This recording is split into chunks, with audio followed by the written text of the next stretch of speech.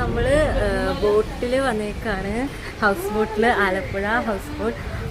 Cousins Asmi buddy ഉണ്ട്, ഫാത്തിമ ബാഡി, മുത്തുമ്മ ബാഡി.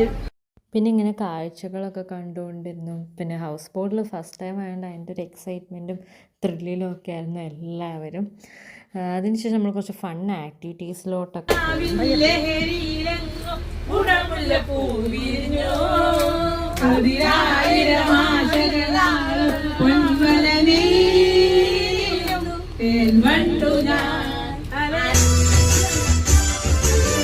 പാട്ടും ഡാൻസൊക്കെ കഴിഞ്ഞ ശേഷം നമ്മൾ നേരെ ഫുഡ് അടിക്കാൻ പോയി.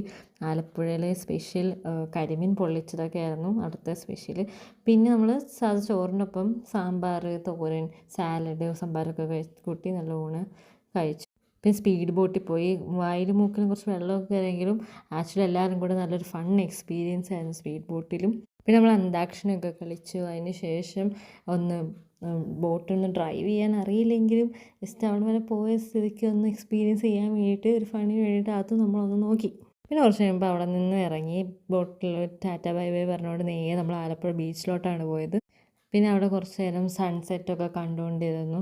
പിന്നെ ബീച്ചിൽ ലോ ടൈഡ് ഹൈ ടൈഡ് ഇഷ്യൂസൊക്കെ ഉള്ളതുകൊണ്ട് അധികം ഒന്നും എക്സ്പ്ലോർ ചെയ്യാൻ പറ്റിയില്ല. ഓൾവേസ് ഗൈഡ് വാച്ച് ചെയ്തുകൊണ്ടിരിക്കുകയായിരുന്നു ഫോർ അവർ സേഫ്റ്റി.